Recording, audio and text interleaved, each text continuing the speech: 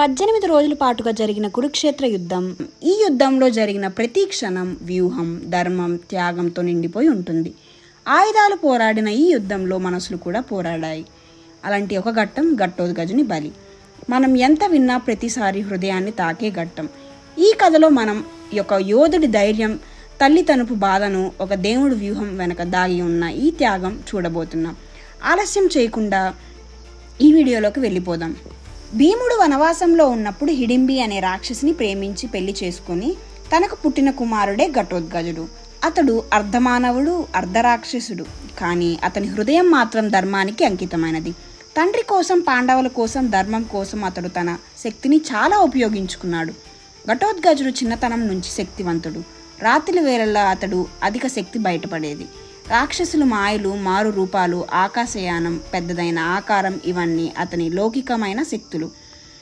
కానీ అతనికి ఒక లక్ష్యం ఉంది: పాండవులు విజయానికి తోడ్పడటం. కురుక్షేత్ర యుద్ధం 18 రోజుల పాటు జరిగిందన్న విషయం మనందరికీ తెలిసినదే. 14వ రాత్రి రానే వచ్చింది. ఆ రోజు పాండవులు ద్రోణాచార్యుని చంపిన రోజు. దుర్యోధనుడు ఆవేశంతో, ప్రతీకారంతో, దాహంతో ఉన్నాడు. అయితే పాండవులు తిరిగి యుద్ధరంగంలోకి దూసుకొని వచ్చారు. ఈ సమయంలో ఘటోత్కచుడు రంగంలోకి దిగాడు. రాత్రి వచ్చింది కాబట్టి అతని శక్తులు భారీగా పెరిగిపోతాయి. అతడు సైన్యాన్ని మాయతో మట్టుడి చేస్తూ ఎవరి తల ఎక్కడ పడిందో తెలియనంతగా విరుచుకుపడ్డాడు. ఘటోత్కచుడి రూపం మారిపోయింది. కొన్ని వేల అడుగుల ఎత్తుతో నిప్పులాగా బలంగా ఉన్నాడు.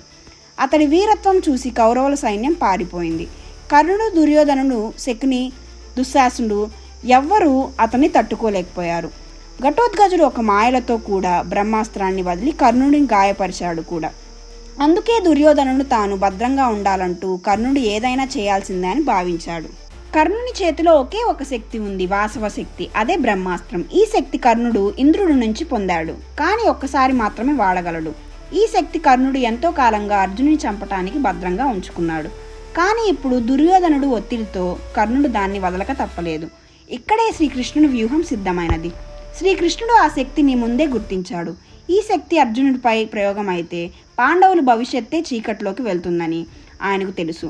కాబట్టి అతడు ఘటోత్కచుడిని ముందుగా పంపించాడు. అతడి శక్తులన్నీ పూర్తిగా ఉపయోగించేలా చేశాడు. ఘటోత్కచుడిని ప్రాణం పోవడం అవసరమైపోయింది. అర్జునుడు ప్రాణం బతికించాడు. కర్ణుడు ఆ బ్రహ్మాస్త్రాన్ని వదిలాడు. అది ఘటోత్కచుడిని ముక్కలుగా చేసి అతని ప్రాణాలను తీసేసింది. అతడి శవం భూమిపై పడిన సమయంలో నేల కంపించింది. యుద్ధం ఆగిపోయినంతటి మౌనం చుట్టూ వ్యాపించింది. అదే సమయంలో శ్రీకృష్ణుడు ఊపిరి తీసుకొని ఇలా అన్నాడు: ఘటోత్కచుడి బలి వల్ల కర్ణుడు బ్రహ్మశక్తి ఇప్పుడు లేదు.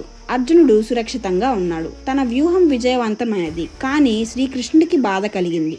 ఘటోత్కచుడు చిన్నతనంలో కృష్ణుని ప్రేమతో పెరిగాడు. భీముడికి తన కొడుకు అయినట్లే కృష్ణుడికి అతడు శిష్యుడు, కుటుంబ సభ్యుడే. శ్రీకృష్ణుడు బయటకు ఆ బాధ చూపించలేకపోయినా కానీ తన హృదయంలో చాలా బాధ నిండిపోయి ఉంది. ఘటోత్కచుడి తల్లి హిడింబి దీన్ని తెలుసుకున్నప్పటికీ ఆమె కన్నీళ్లు కార్చింది. కానీ ఆమె గర్వపడింది కూడా. నా కొడుకు ధర్మం కోసం ప్రాణం ఇచ్చాడనే గర్వంతో ఉండిపోయింది. ఘటోత్కచుని కథలో మనం చూస్తే ఒక రాక్షసుని కథ కాదు ఇది. ఒక యోధుడి త్యాగం. ఒక తండ్రిగా భీముడు బాధపడినా, శ్రీకృష్ణుడు బాధపడినా, ఒక వ్యూహకర్తగా అతని నిర్ణయం ఇది. ఈ కథ మనకు ఎలా ఉపయోగపడుతుందంటే, ప్రతిసారి మన ధర్మం కోసం పోరాడితే త్యాగాలు తప్పవు. కానీ ఆ త్యాగమే చరిత్రను మార్చేస్తుంది. ఘటోత్కచుడి నామం వినిపించిన ప్రతిసారి మనం ఒక గొప్ప త్యాగాన్ని గుర్తుంచుకోవాలి. ఇది ఫ్రెండ్స్ ఈరోజుటి వీడియో. ఈ కథ కానీ మీకు నచ్చినట్లయితే please do like, share and comment చేయటం మర్చిపోకండి. కొత్తగా వచ్చిన వాళ్ళు సబ్స్క్రైబ్ కూడా చేయండి. అండ్ అలాగే బెల్ ఐకాన్ కూడా క్లిక్ చేసి పెట్టుకోండి. Thanks for watching. Stay tune for many more videos.